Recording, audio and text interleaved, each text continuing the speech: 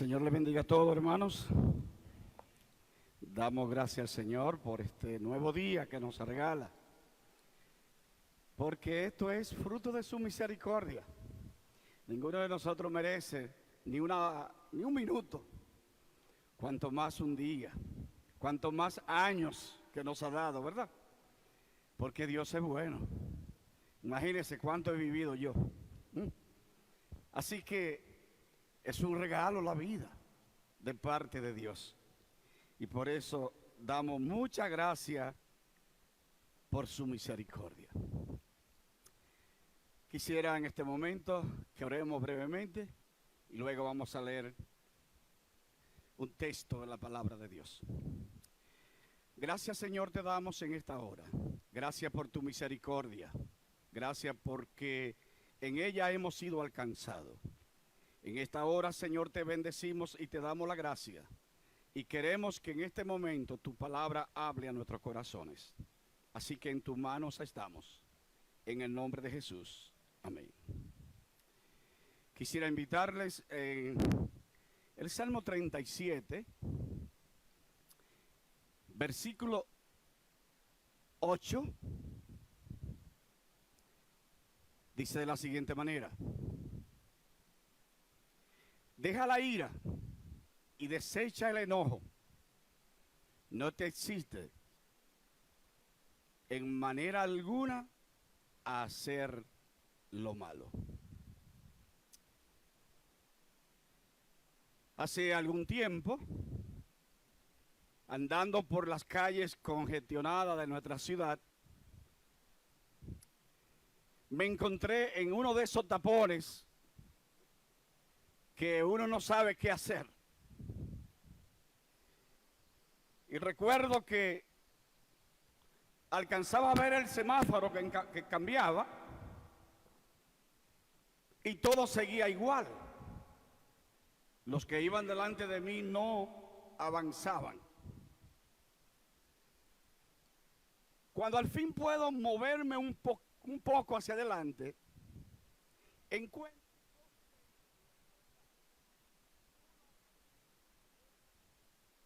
las lápidas que hay, se le inscribiera la nota por qué esa persona murió. Les aseguro que muchas de ellas dijeran: este fue muerto por un arranque de ira de alguien que obró contra él o contra ella. Ese es el mundo que tenemos. Un mundo donde las personas llenas de ego, de impaciencia, de problemas, quieren resolver sus dificultades en un exabrupto. Y a veces las consecuencias son muy tristes. Muchas veces para ambas partes. Y yo digo siempre para ambas partes, porque al fin y al cabo, si alguien queda muerto es una tragedia, pero también el que fue preso tiene otra tragedia. De manera que eso no resuelve absolutamente nada. Ahora, viendo todo eso, me vino otra pregunta. ¿Los cristianos nos enojamos? ¿Viene la ira alguna vez a nosotros los cristianos? Déjeme decirle que sí. La ira aparece como resultado de nuestra vieja naturaleza. Recordémoslo, que cuando llega la ira es que la vieja naturaleza ha asomado y quiere que nosotros actuemos ahora en la carne y no en el espíritu. Pero llega. Sin duda que llega. Y hay diferentes manifestaciones por las cuales llega. Por ejemplo, cuando uno ve una injusticia, uno se aira. ¿Por qué tiene que pasar eso? Hay que tener cuidado para que esa ira no nos lleve a hacer algo indebido. Por eso la palabra dice, airaos, pero no pequéis.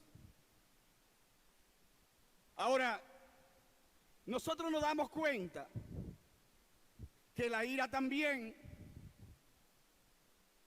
se manifiesta en nosotros, o nosotros echamos mano a esa herramienta que se llama la ira, a veces en la casa, con la esposa, con los hijos, con el compañero de trabajo, con el vecino.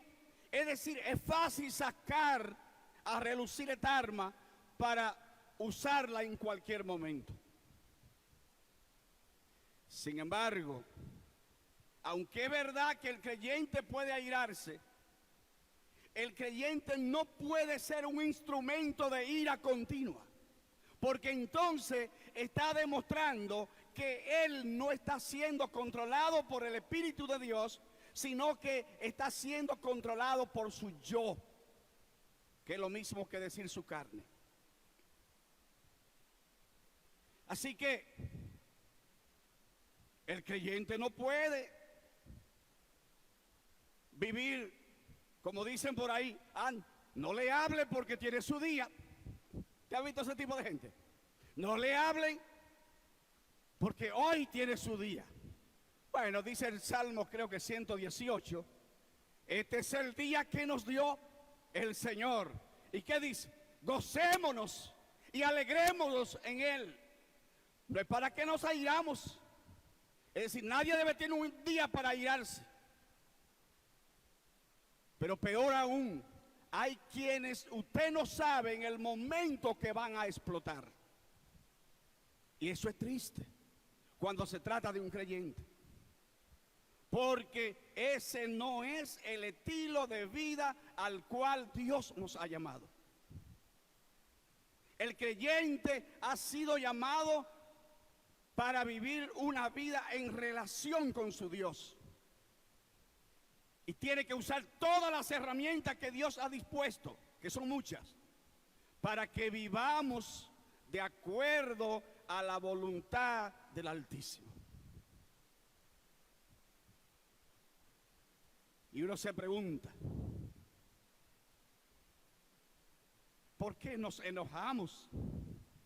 ¿Por qué actuamos así con tanta precipitación?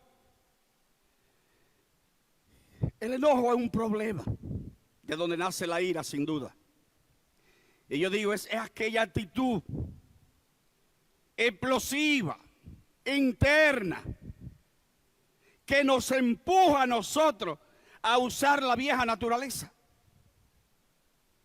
Es decir, el enojo nos infla. Y yo lo comparo como el cartucho de la escopeta. Ustedes saben lo que es una escopeta, ¿verdad? Por lo menos la hemos visto pintada. Yo nunca la he sobado ni cosas parecidas. Pero sí he visto cartucho. El cartucho es como el enojo. Y la explosión es la ira. Cuando explota el enojo, entonces lesionamos, afectamos a todo el que está a nuestro alrededor. Y hay gente que no hay quien le hable cuando está con ira. Yo tenía un tío que cuando él se ponía explosivo, ¿quién se acercaba a él? Uno no sabía de qué era él capaz de hacer en su locura. Porque una cosa hace tanto el enojo como la ira, y es que limita la capacidad de reaccionar con buen juicio a la persona. Entonces, Dios no quiere eso.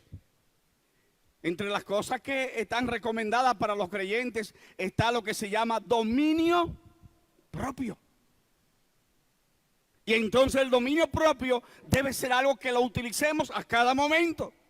Porque déjenme decirles, hay muchas cosas por las cuales enojarse si uno usa la carne. Y hay muchas cosas por las cuales explotar en ira. Pero tenemos que aprender a usar las herramientas que Dios nos ha dado y entre ellas acabo de decir que está el dominio propio.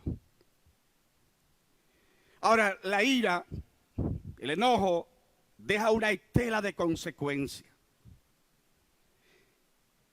Porque no hay pecado que no produzca su fruto. Así que la ira produce lo suyo y el enojo.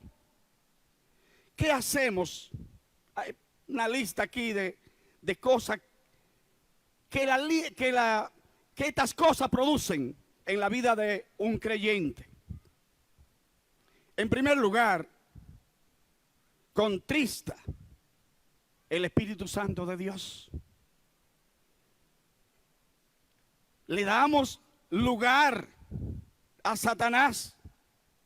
La palabra nos dice que no le demos lugar al diablo. Otra cosa que produce es opacamos el testimonio. El testimonio que usted y yo tenemos que dar hacia los demás. Cuando alguien nos ve que explotamos, dice, ven acá, y ese no convertido. Pero también rompemos la unidad del cuerpo. Si aquí nosotros nos manejáramos en estas condiciones, es decir, de enojo y ira, pues rompemos la relación, la comunión. Pero también te acerca más al pecado. Y por último, impide que te puedas postrar ante tu Dios en oración y comunión. Porque el que está airado no está pensando en orar ni en comunión con Dios, porque está realmente actuando pecaminosamente delante de Dios. Vamos a ver algunas de estas cosas que he señalado. En primer lugar, el Espíritu Santo. La palabra de Dios dice que el creyente tiene el Espíritu Santo desde el mismo momento que recibió a Cristo como Salvador. Y el Espíritu Santo tiene una serie de acciones en la vida del creyente. Entre ellas, guiarles, enseñarles, y una cantidad enorme de acciones que van en beneficio del creyente y relacionan al creyente con su Dios. De tal manera que Pablo dice en Romanos capítulo 8 que el que no tiene el Espíritu, el tal no es de Dios. Es decir que el Espíritu Santo es el sello de que somos hijos de Dios. Y entonces el creyente puede contritar al Espíritu Santo si actúa de una manera alocada. Así que el Espíritu Santo se contrita dentro de nosotros y no hace las funciones para el cual está llamado a ser en nosotros. Y entonces, un creyente que tenga el Espíritu Santo contritado, dormido, sería como un barco sin brújula. Así que nosotros entonces debemos de evitar practicar el enojo y la ira, porque podemos contritar al Espíritu y quedarnos sin la dirección del Señor. Y eso sería muy triste. Mire lo que dice Efesios capítulo 4 y versículo 30. Dice, no contritar el Espíritu que está en nosotros. Y mire lo que dice, lo demás que señala este versículo. Que no salga de nosotros ninguna palabra mal dicha, ni enojo, ni ira. Es decir, el creyente tiene que saber cómo habla, qué dice, para no contritar el espíritu, y eso sin señalar el daño que podría hacerle a otros. Estamos hablando en este caso del Espíritu Santo mismo. Y mire lo que dice inmediato Pablo en este pasaje: ninguna palabra corrompida salga de vuestra boca, sino la que sea buena para la necesaria edificación, a fin de dar gracia a los oyentes. Usted ve, a diferencia de una gente que está alocada, diciendo lo que le parece, dice que debemos dar gracia a los oyentes y no contristéis al Espíritu Santo, con el cual fuisteis sellados para el día de la redención. Quítese de vosotros toda amargura. ¿Te has visto gente amargada? ¿Y pueden haber creyentes amargados? Si nosotros vivimos en amargura, es porque no hemos entendido lo que Dios ha hecho en nuestras vidas, ni lo que somos. Y Pablo dice: quítese amargura. Y mire, ahí va todo como en cadena, vean. Amargura e inmediatamente enojo, porque todo guarda relación. Enojo, y ahí sigue ira.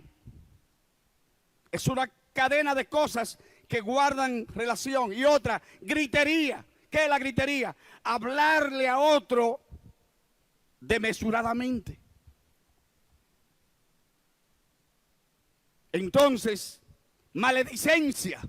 ¿Sabe lo que es maledicencia? Hablarle mal a otra persona. A veces creemos que hablándole mal a otro conseguimos los objetivos que nos proponemos. Qué grande mentira.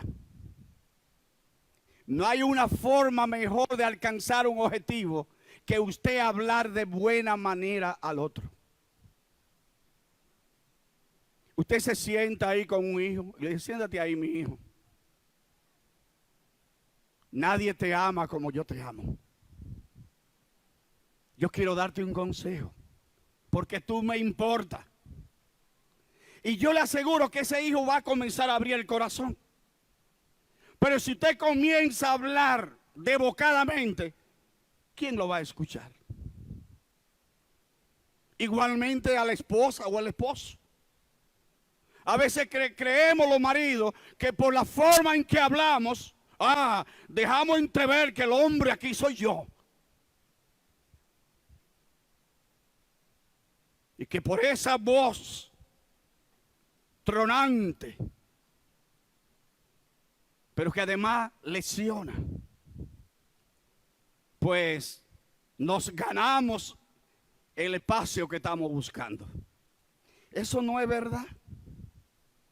Vaya con sabiduría, hable con su esposa y usted va a ver que todo se va a arreglar. La mayoría de los rompimientos de familia vienen porque la gente no son capaces de resolver su problema con sabiduría. Es por eso. Hay una palabrita muy técnica que ponen lo que rompe en familia. Dicen: por incompatibilidad de caracteres.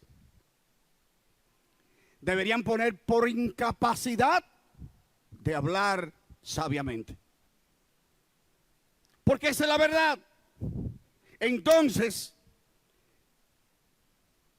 nos damos cuenta que el asunto puede ser totalmente diferente cuando usamos una posición sabia frente a las circunstancias que siempre vamos a tener que enfrentar.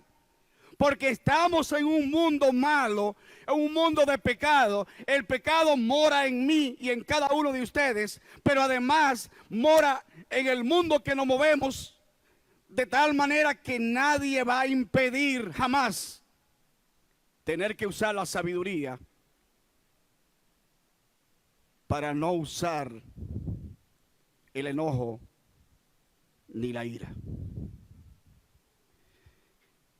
Además decía que le damos lugar al diablo. ¿Por qué decimos esto? El diablo le encanta apelar a nuestro viejo hombre para seducirnos con el pecado. Cada vez que el creyente, cristiano, cede al enojo de la ira, es un blanco fácil del enemigo. Toda vez que somos controlados por la carne, suceden al menos dos cosas.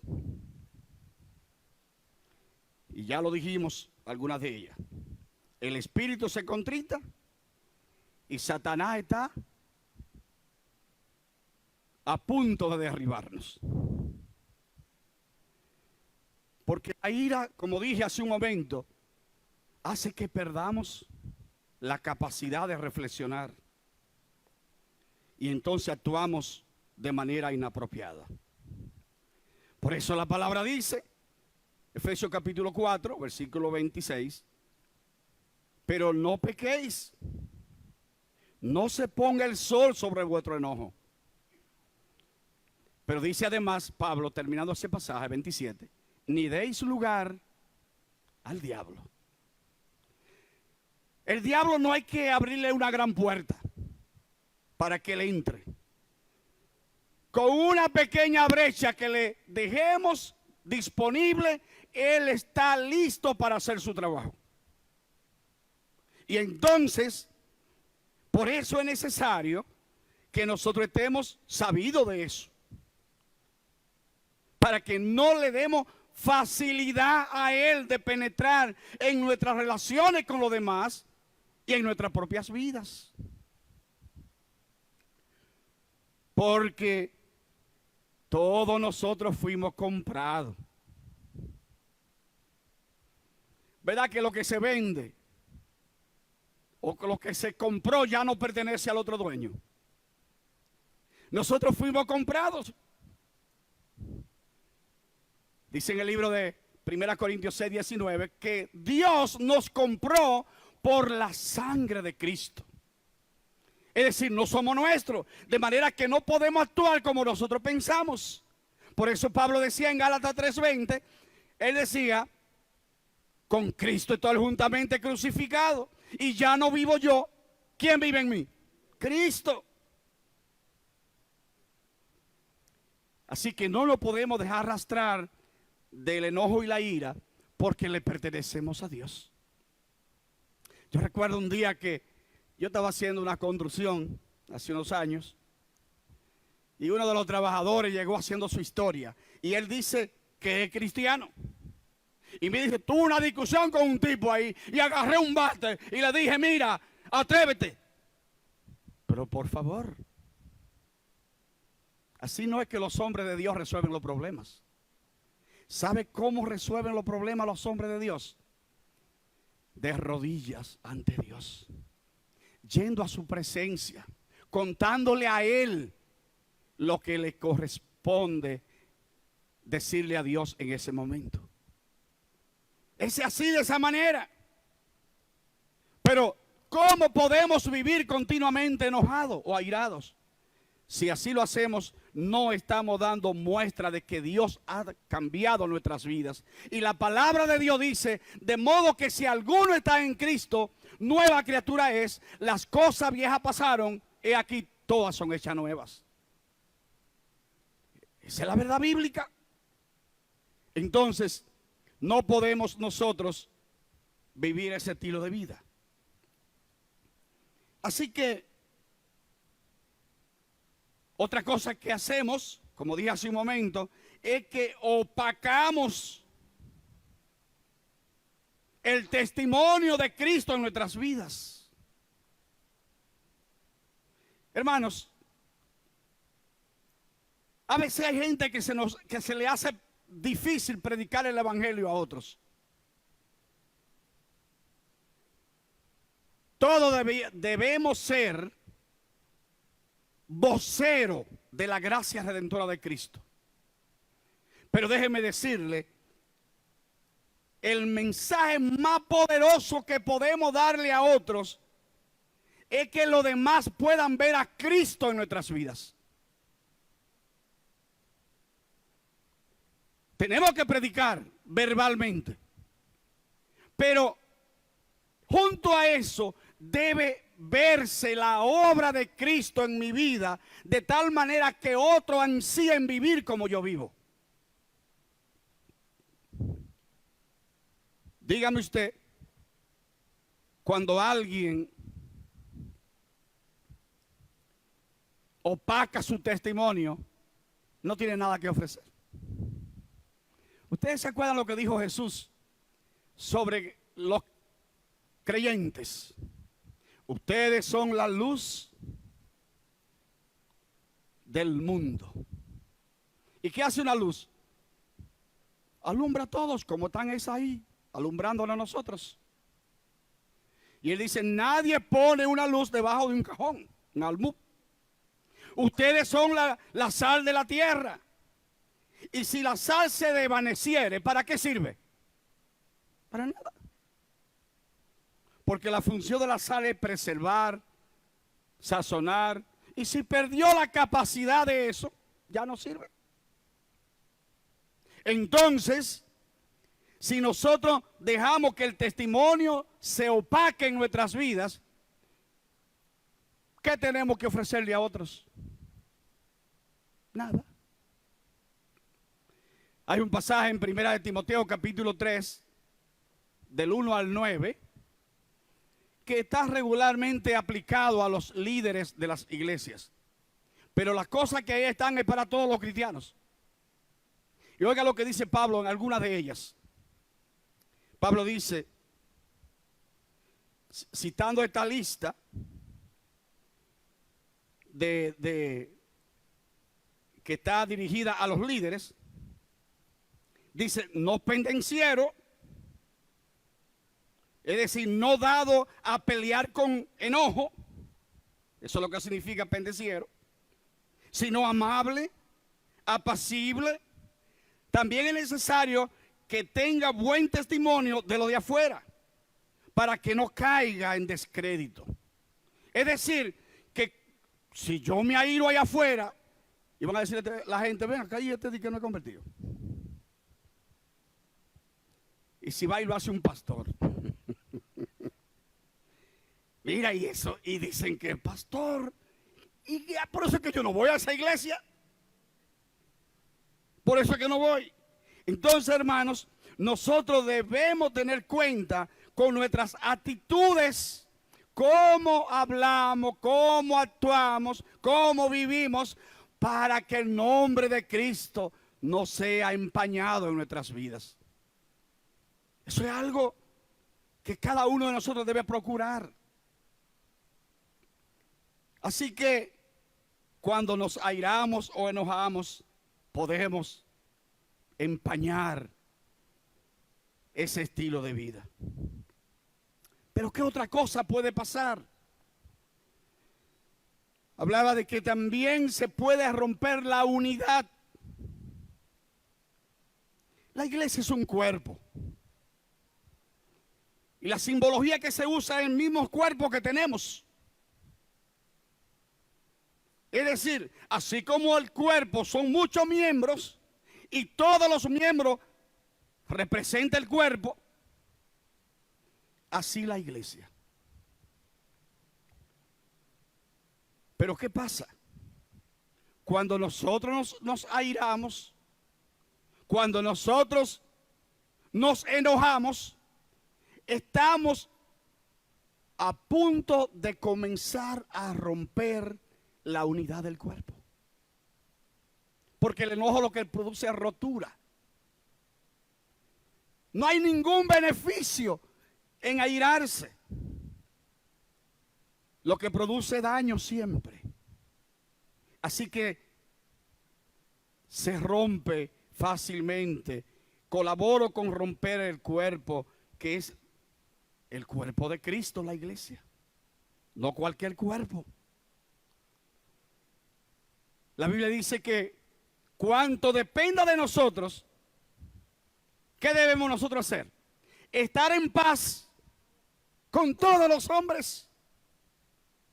Romanos capítulo 12, versículos 18 y 19. Es decir, uno tiene que aportar todo lo necesario para estar en paz con los demás. Yo sé que hay gente difíciles. sumamente difíciles. Pero nosotros debemos aprender esa verdad. De que no importa lo que haya que pagar con tal de lograr la paz con los demás. Porque solamente así el nombre del Señor es glorificado. Todo creyente debe mostrarse solícito en guardar la unidad del Espíritu, que es el vínculo de la paz. Efesios capítulo 4, versículo 2 al 4. Es decir, todos debemos apurarnos, preocuparnos para mantener la paz. Por eso, hay muchas conductas que rompen la unidad. Además de esta que he señalado, el enojo y la ira, las murmuraciones, una serie de pecados que muchas veces no, la gente como que no sospecha que son pecados. Pero todo eso está entre la lista de los pecados. Por ejemplo, cuando Pablo cita los frutos de la carne en el libro de Gálatas, capítulo 5, ahí usted va a encontrar que está el asunto de la ira. Entre la lista de pecados feo y grande que nosotros hemos denominado, como adulterio, fornicación, hechicería, etcétera, etcétera. Entonces, es necesario, hermanos, pensar en esa gran verdad de que nosotros debemos trabajar día tras día para que la unidad de la iglesia permanezca y crezca. ¿Y cuál es lo contrario a romper? Unir. ¿Y cómo unimos? Viviendo el uno para el otro y amándonos en el Señor. Esa es la forma de unir. El amor cubrirá multitud de pecados, dice la palabra. Así que nosotros debemos ser ente de amor, capaz de amar a los demás y tratarlo con delicadeza y cuidado. No hay cosa mejor que usted hablar en esa forma, y de esa forma seguro que va a honrar el nombre del Señor. Decía que cuando nosotros nos airamos, nos abocamos al pecado. ¿Ustedes recuerdan aquella palabra de Dios a Caín? Cuando Caín se enojó, capítulo 4 de Génesis, ¿recuerdan lo que Dios le dijo? Dios le dijo a Caín que su enojo lo había puesto al borde de su pecado. Y ustedes saben lo que hizo Caín luego. Invitó a su hermano al campo y enojado, lleno de ira, porque según él Dios no había aceptado su ofrenda y la de su hermano sí, lo eliminó. Y allí tuvo el resultado de un acto de enojo y de ira que no tuvo control. Así que nosotros debemos cuidarnos todo el tiempo de no caer en esa trampa. También la Biblia nos relata un conjunto de pecados que resultan del enojo, como enemistades, pleitos, celos, ira, contienda, disensiones.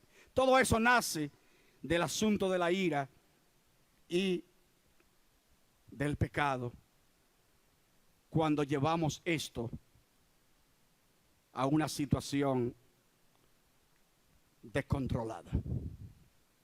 Así que mire cuántas cosas, cuántas situaciones adversas produce un acto no adecuado.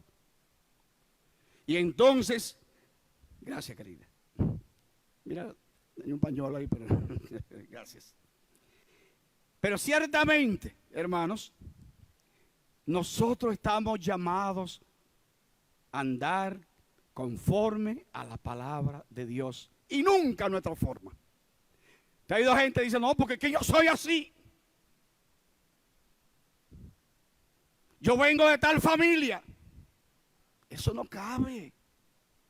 Todos nosotros hemos sido regenerados, hemos sido cambiados, hemos sido lavados por la sangre de Cristo, si es que hemos creído.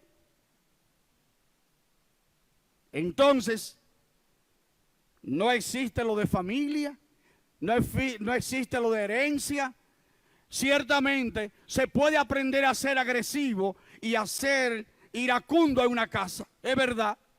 Porque si tú lo que estás viviendo en tu familia es eso, lo que va a aprender el que está ahí es ira. Ustedes saben que hay familias que no se puede sentar y hablar pausadamente, tranquilamente. Porque aprendieron a hablarse, desafiándose. Y es verdad. Pero cuando venimos a la fe, aquí está la regla de conducta de nuestras vidas. Es Dios quien traza el modelo de cómo yo o como tú y yo debemos vivir. La Biblia no tiene una cartilla para cada quien. Tiene una regla general para todos. Y es para que vivamos de una manera tal que el nombre del Señor sea honrado y glorificado. Eso es lo que la palabra busca. Por eso nosotros entonces debemos buscar de Dios cada día y pedirle a Él su gracia, su dirección, para no traspasar los límites que deshonran a Dios y nos dejan muy mal parados ante los demás. Es muy triste la situación cuando se da situaciones de esa manera.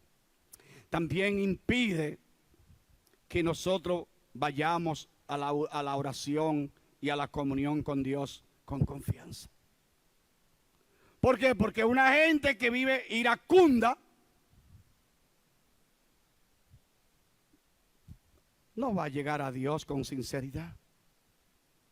Va a tener que trabajar con eso y llevarle su ira, su enojo a Dios. Eso es lo primero que hay que hacer. Mira, Dios, mi enojo está aquí en tu mano. Lo deposito, cámbiame, quiero ser diferente. Y entonces de esa manera comenzará bien. Y al final será un hombre o una mujer que terminará honrando a Dios. Pero hermanos, como decía al principio, todos alguna vez nos hemos airado. Pero una cosa es airarse de un momento y controlarte. Otra cosa es vivir continuamente en enojo e ira. Es necesario que cada día nosotros aprendamos esta lección para que sepamos cómo vivir, para que honremos a Dios en nuestros actos, porque nadie nos va a creer el mensaje que hablemos o prediquemos si primero no lo ve en nuestras vidas.